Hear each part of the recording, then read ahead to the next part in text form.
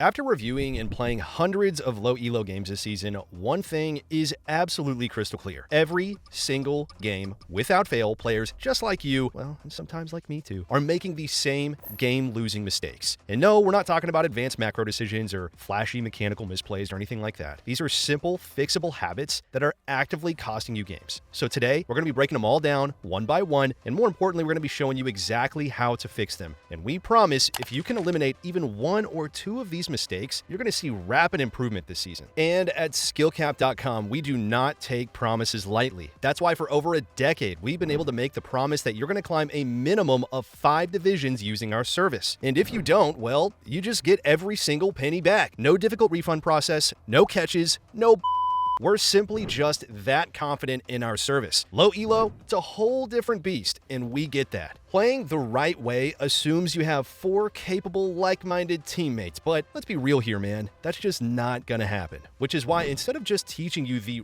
right thing to do, we focus on what actually helps you climb at your rank. From essential courses for every role designed to help you rank up fast, to simple-to-digest courses on macro, wave control, trading, CSing, and so much more. Check out the exclusive discount link in the description below and start your climb today. You load up a ranked game, head to lane, completely dominate your opponent in an early trade, heck yeah, nail every CS perfectly, but just seconds later the enemy jungler shows up, takes you down, and suddenly it feels like the game is over and maybe your life too. Well, sound familiar? Getting caught by an early gank can completely derail your game, and well, in low elo, it happens nearly every single match. Junglers typically follow 3 early game paths with predictable timers. A standard full clear into river leads to a gank on an over-pushed side or mid laner around as early as 3 minutes and 15 seconds. A full clear into scuttle delays the gank to about 3 minutes and 45 seconds. Then there's the level 3 cheese, where the jungler clears one quadrant before ganking an overextended side laner or mid, sometimes as early as 2 minutes and 30 seconds. But as you probably know already, keeping track of the in-game timer while trying to lane, well, let alone memorizing jungle gank timings, is just, well, let's be honest here, it's a lot easier said than done. But there is an easy solution. Just watch your minion waves. All you need to know is that for wave 1 and wave 2, there's going to be 0 interference from the jungler. However, as that third wave arrives, this marks the timer for a potential level 3 gank, meaning if you're pushing, go ahead and use that advantage to get an early ward down. The next crucial wave to watch is wave 4. An easy way to remember this is by just using the cannon minion as your reminder. When the cannon minion reaches your lane, it typically means the jungler is in the process of securing their second buff. From there, they can either clear Gromp or Krugs, or if you're over pushed, skip the camp and look for a gank. So placing a ward, or at the very least, remembering this, can help keep you safe. Another key to avoiding early ganks is understanding strong side versus weak side. So take this game for example here. Echo starts on his bot side, while Kayn starts on his top side. Since Kayn is pathing away from Urgot, top lane is the weak side for the red team, while bot lane is the strong side. Meanwhile, Echo is pathing toward Urgot, making top lane the strong side for the blue team and bot lane the weak side. If you're on the weak side, you need to play extra safe, as your jungler won't be there to counter gank, making you an easy target for the enemy jungler nearing the end of their clear. However, with leashes rarely happening in any elo right now, the best way to track the enemy jungler early is to ask your mid laner to ward the enemy raptors as minions spawn. This is one of the strongest wards in the game, as based on when the enemy jungler shows, or by checking which buff they have, you can easily determine which side of the map they're pathing toward.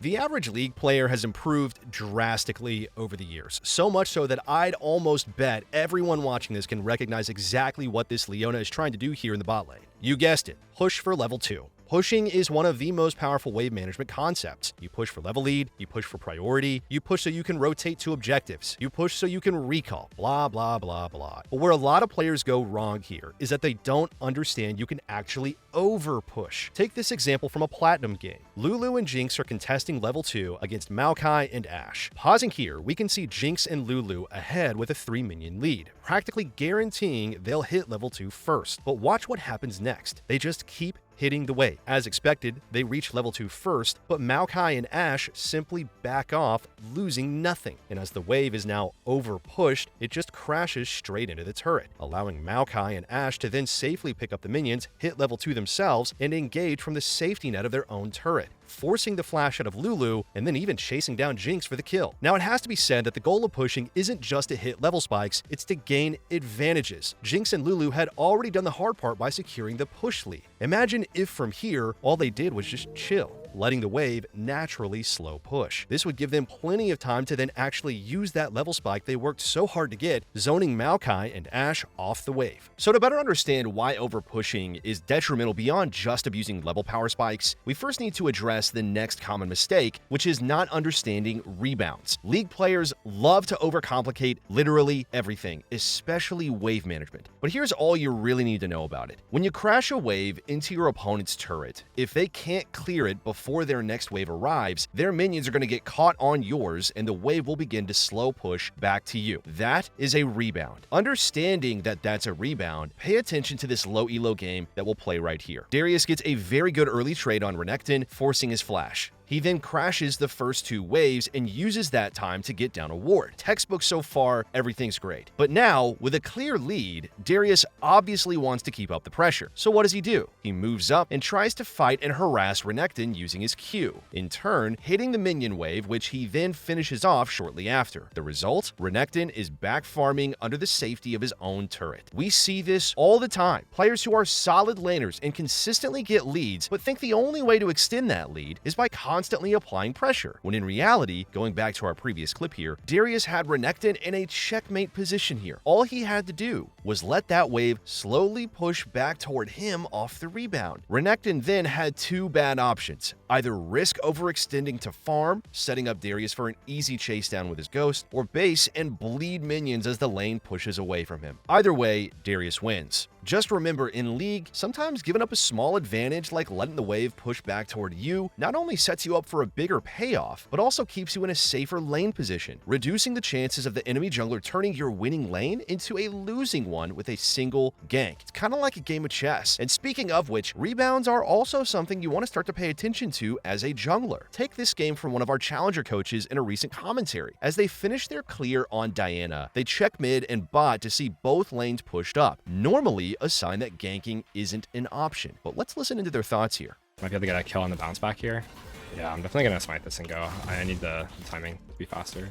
So by simply factoring in rebounds into their decision-making, they set up a play that led to a double kill for Draven. Now, a quick side note here, that snippet was just one of over 2,000 in-depth Smurf commentaries we currently have uploaded and upload weekly at skillcap.com. Our challenger coaches jump into the trenches with you. They break down the exact situations you're going to find yourself in, and they expose the common mistakes in your elo and show you how to punish them in real time. The best part here, you're going to learn how you don't need insane mechanics to climb. Just understanding how to exploit low elo mistakes can really be enough to carry even when your teammates are holding you back. Simply select your champion and even that frustrating matchup you're struggling with, and we're going to show you how to make the most of every single advantage. And if you have any questions, our challenger players will personally answer them. Check out the link in the description below for your exclusive discount today. So next up is, without a doubt, one of the most common mistakes that we see again and again and again. But let's start with a quick quiz here for you. Get your pins ready. Our Platinum Malzahar just took a very bad trade in lane, which leaves him on around 20%, while Vex is basically full health still. Should he A, hang around 2 screens away trying to stay in XP range, B, hide under turret and hope Vex messes up a dive and trades 1 for 1, C, wait for his jungler to potentially bail him out, or D, just recall, except he's gonna lose a wave and return with full resources? Well, in this situation, Malz tried every single option other than D. He played super far back, he tried to bait dives, and even when both jungle and support came to gank, he still stayed in lane. It's not until 2 minutes later when Vex finally just flashes, autos, and ignites Malz for the kill that he returns to base as a corpse. Haven't we all been there? And this is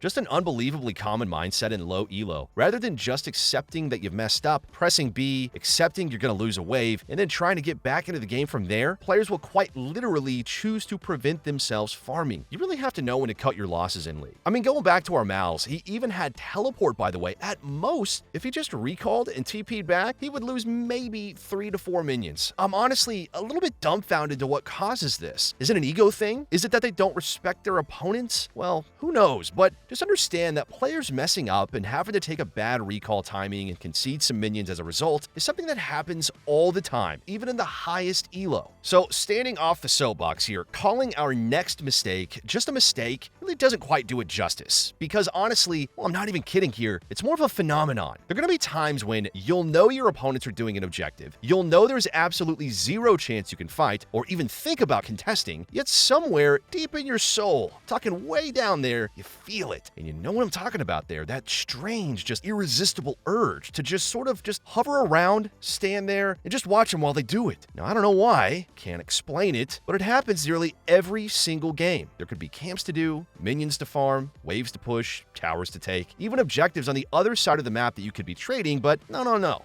Just look at this. Thresh sees his jungler and mid are topside. He knows the enemy team has at least 3 on Drake, but still, for whatever reason, there's this uncontrollable urge to have to see it firsthand. So he moves up, gets the ward, barely surviving, but we have a problem here. They clear it. So like a man possessed, he moves up again to get another one, this time paying the price. And for what? Oh, and this clip here is from Platinum Elo, so just imagine how frequently players are doing this same thing in the lower ranks. If you know you can't contest an objective, do something else on the map. Otherwise, you're just AFKing with extra steps involved. And honestly, if you're not standing around watching somebody take an objective, you are throwing the game over one. We're not exaggerating when we say in nearly every single low elo game, multiple throws happen over every objective. Or here, why in the world is Shaco starting Void Grubs when he doesn't have Prio in top lane and his mid laner is on the other side of the map? I mean, surely he learned his lesson here, right?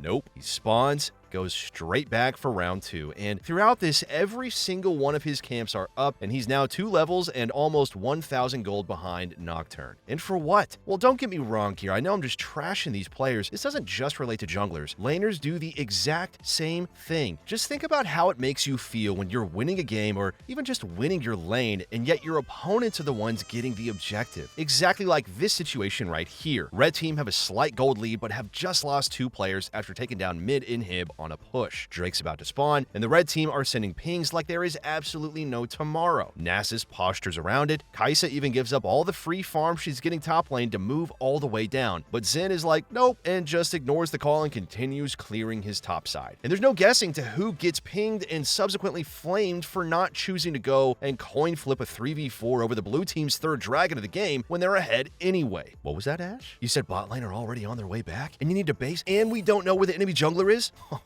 Oh, how misinformed you are. We must convert this play into an objective. Objectives are what wins games. Like here, red team are doing the 3rd dragon of the game. They're first, by the way, as 5 players on full vision, with Otacon revived nonetheless. Does the blue team give them it? Maybe push out top or bot instead? Well, don't be silly now. They engage a 4v5 fight. Like, why do this? All of this stems from the mindset that objectives are hands down the most important thing on the map. No variables, no exceptions. Don't play for kills, play for objectives. All parroted advice that on paper does make sense, and well, to be honest here, at one point really held a lot more weight, but now in 2025 League of Legends, especially in low elo, if taken too literal, can actually do you way more harm than good. And it's advice like this players often tunnel on to the point it warps their decision making, when in most cases, realistically, rather than helping you win the game, objectives exist to help you close out the game. Think about it. You don't just randomly get Void Grubs and be like, oh cool, I can take their turrets now. Or secure an Infernal Drake and think to yourself, oh sweet, definitely gonna win lane now with that 3% AD and AP. Sure, there's obviously always the threat of soul, but think back to your games. How many have been decided solely based off one team getting soul point? Then compare that to how many have been thrown over objectives you have no place starting or fighting over. Instead, try to simply just treat objectives as something to play for when it makes sense to do so. Your team's in the area, you just want a team fight, you won't sacrifice your lane state, you know you're not going to be overly contested on it, or above that are strong enough to the point where it doesn't matter if you are. Times where you don't even have to think about if it's a good or a bad decision to play for them. Beyond this, despite what you're going to hear from others, if you want to climb, it's completely fine to play for kills, farm, your lane, or even camps. Seriously, we promise. The less you fixate over objectives, the more you're going to naturally secure leads, outscale your opponents, and ultimately, when all is said and done here, transition that into objectives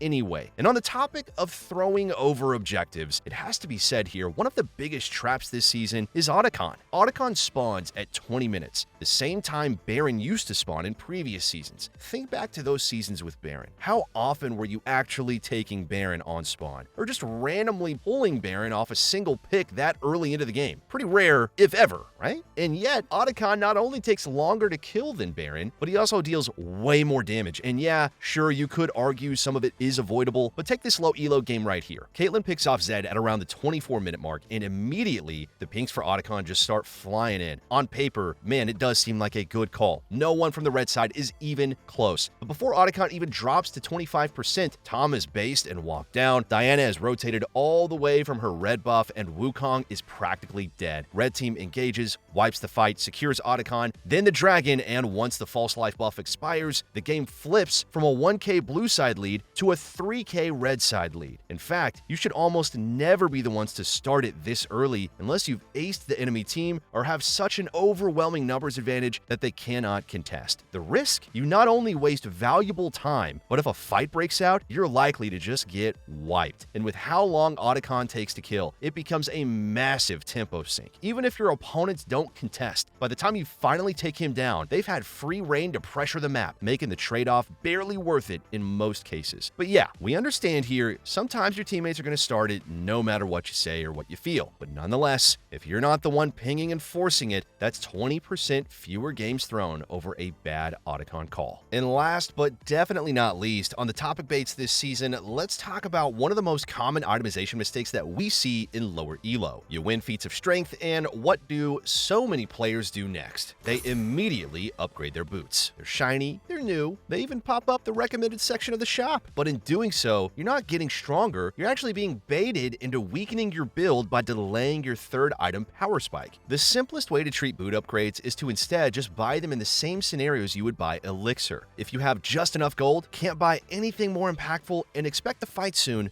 go for it. Or of course, when you're full build. Now, there is one exception to this though, swiftness boots. These give you so much movement speed that they're genuinely actually worth spending the 750 gold to upgrade. And if you want to learn more about this, our challenger coach Hector has been breaking down the biggest itemization mistakes holding players back, sharing expert insights in our brand new challenger updates course. Whenever our challenger players and analysts discover new strategies, builds, or hidden optimizations in the game, we immediately turn them into a guide and upload it that very same day. So you're always going to have the latest high-level insights as soon as they drop. Check out the link in the description below to ensure you always stay ahead of the competition this season. All right, that was some of the most common mistakes happening in low elo. We here at Skill Capped, we want to really thank you guys for watching this one, and we will see you in the next one.